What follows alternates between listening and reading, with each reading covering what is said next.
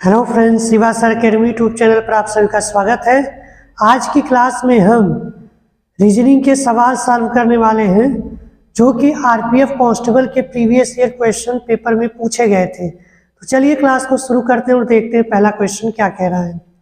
देखिए, पहले क्वेश्चन में आपको रिलेशन बेस्ड पजल्स दिया हुआ है जिसमें कहा जा रहा है कि यदि A4B का अर्थ है AB की माता है, ठीक है। फिर बोला जा रहा है A3B का अर्थ है AB का पिता है, A5B का अर्थ है AB की बहन है और A7B का अर्थ है AB का भाई है। तो आपको समीकरण P5Q3R3S में PS किस प्रकार से संबंधित है यह आपको ज्ञात करके बताना है।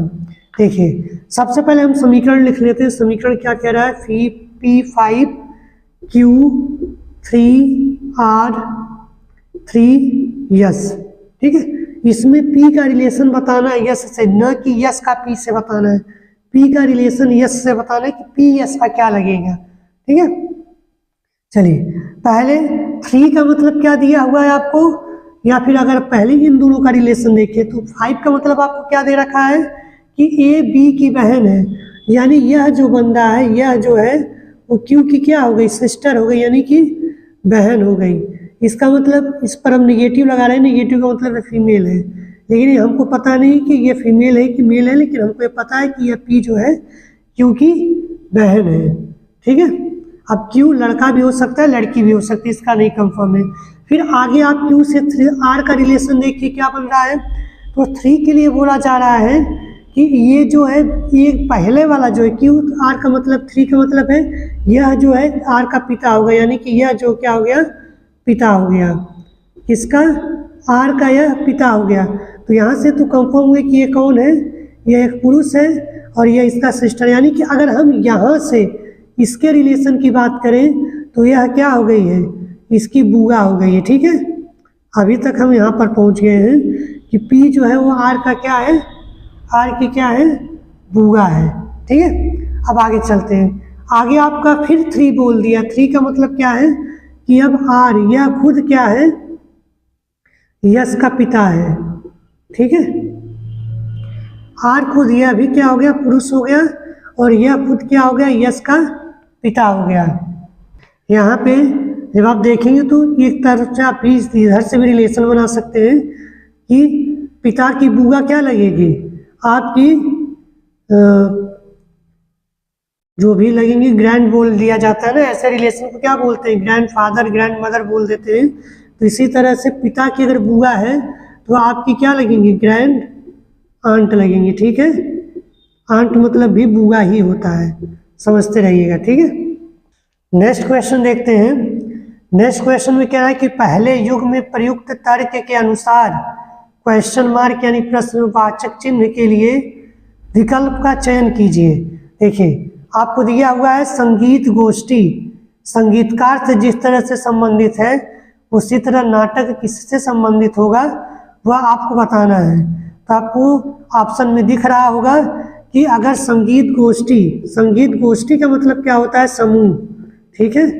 संगीत गोष्ठी का मतलब होता है कि एक ऐसा समूह जहाँ पर गाना बजाना होता है। तो वहाँ पे कैसे लोग रहेंगे? संगीतकार ही लोग रहते हैं ना, तो संगीतकार लोग रहते हैं। उसी तरह अगर जहाँ नाटक हो रहा है वहाँ नाटक में कैसे कौन लोग रहेंगे? वहाँ पर आपको कौन लोग रहेंगे? नाटककार लोग। नाटक करने वाले जो लोग होते हैं उन्हें नाटककार कहा जाता है, ठीक है। तो इस तरह से ऑप्शन आपका नाटककार सही हो जाएगा। नेक्स्ट क्वेश्चन देखिए। नेक्स्ट क्वेश्चन में कह रहा है कि निम्नलिखित समूह में 4 किसी न किसी तरह से समान है इसीलिए समूह बनाते हैं। इनमें से कौन सा समूह से संबंधित नहीं है वह आपको ज्ञात करके बताना है। और आपको समूह दिया हुआ है LB, TJ, YXC और OE और MC, यह इन अक्षरों का समूह आपको दिया हुआ है। अब इसमें से आपको बताना है कि इसमें से 4 किसी न किसी रिलेशन से एक जैसे ही होंगे, एक इसमें से अलग है। तो सबसे पहले हमारे पास तो यही आता है कि हम पहले सबका नंबर लिख जाएं कि नंबर कितना है। तो L का 12 होता है, B का 2 होता है, T का 20 होता है, J का 10 होता है, यक्स का 24 होता है और सी का 3 होता है, ओ का आपका हो जाता है 15, ठीक है, और इसका होता है 5, यम का होता है 13 और सी का होता है 3। तो अगर आप ध्यान से देखें तो यहाँ पर डिफरेंस कितने का नज़र आ रहा है, एलबी में भी 10 का डिफरेंस है, यहाँ पर भी 10 का डिफरेंस है, और ओ ई में भी आपका 10 का डिफरेंस है, और एम सी में भी आपका 10 का डिफरेंस हो रहा है। कहाँ पर डिफरेंस ज़्यादा का दिख रहा है, यक्सी में, और यही ऑप्शन आपका सही हो जाएगा, ठीक है। यानी यक्सी जो है इन समूह में नहीं रखा जा सकता। नेक्स्ट क्वेश्चन देखते हैं। नेक्स्ट क्वेश्चन भी आपको जो है कि रिलेशन बेस्ड पजल दिया हुआ है। इसमें बोला जा रहा है कि पी यस की बहन है जो टी का पिता है। हम क्वेश्चन पढ़ेंगे भी और साथ में ड्रॉ भी करते जाएंगे ताकि आपको समझ में आए। देखिए पहले लाइन में आपको बोला है पी यस की बहन है जो टी का पिता है, ठीक है। कहने का मतलब यह है कि बीच में कौन है, यस है। एक पहला इंसान इधर पी है जो कि क्या है, फीमेल है, यह यस की बहन है, ठीक है। यह जो फीमेल है जो कि यस की बहन है, और यस जो है टी का पिता है। यस जो है टी का पिता, ही पूरा पहले लाइन का मतलब है। यानी कि इस पर हम प्लस पुरुष लगा सकते हैं। आप अपने सुविधा अनुसार मेल फीमेल को दिखाने के लिए आप प्लस माइनस या कोई भी सिंबल लगा सकते हैं, इसमें कोई दिक्कत नहीं, ठीक है। अब ये पहले सेंटेंस का मतलब पता चला, पी जो है यस की बहन है जो क्या है, टी का पिता है, ठीक है। आगे बोला जा रहा है यम जो है यन की माता है, ठीक है। यम एक दूसरा सिस्टम है कि यम जो है यम एक फीमेल है जो कि यन की क्या है, माता है, और यम जो है यन की माता है, और यन क्या है, जो टी का भाई है। यानी कि इन दोनों में क्या रिलेशन है, यन जो है वो टी का भाई है, ठीक है। यानी कि यह भी पुरुष हो गया, ठीक है। अब आपसे पूछा जा रहा है तो बताइए यम और पी किस तरह से संबंधित है। तो आप रिलेशन यहाँ पे बनाना शुरू करिए। देखिए यम क्या हो गया, यन की माता हो गई, और यम जो है यन की माता, यन टी का भाई। यानी कि यहाँ से अगर हम इसका रिलेशन बनाएं तो यह क्या होगी, टी की भी माँ हो जाएगी, और जब टी की माँ हो गई तो टी के पिता क्या होंगे, ये दोनों। देखिए जब पति पत्नी का रिलेशन आता है तो तीर दोनों तरफ लगा देते हैं ताकि आपको सिंबल फिर से रटना ना पड़े। सिंबल दोनों तरफ दिखा रहा है कि यह पत्नी है और यह पति है, तो आप खुद यहाँ से बना सकते हैं कि पति की बहन क्या लगेगी इसकी, ठीक है। तो यहाँ से आपका सिस्टर इन लॉ बोल सकते हैं। नेक्स्ट क्वेश्चन देखते हैं। नेक्स्ट क्वेश्चन में कह रहा है कि निम्नलिखित संख्या श्रेणी में अगली संख्या ज्ञात करके बताना है आपको।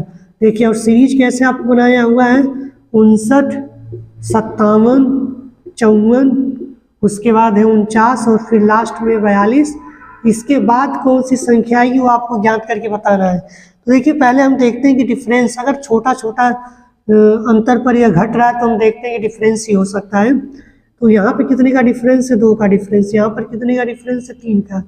यहाँ पर कितने का डिफरेंस है, तो अगर आप ध्यान देंगे तो यहाँ 5 का डिफरेंस, यहाँ पर कितने का डिफरेंस है, 7 का।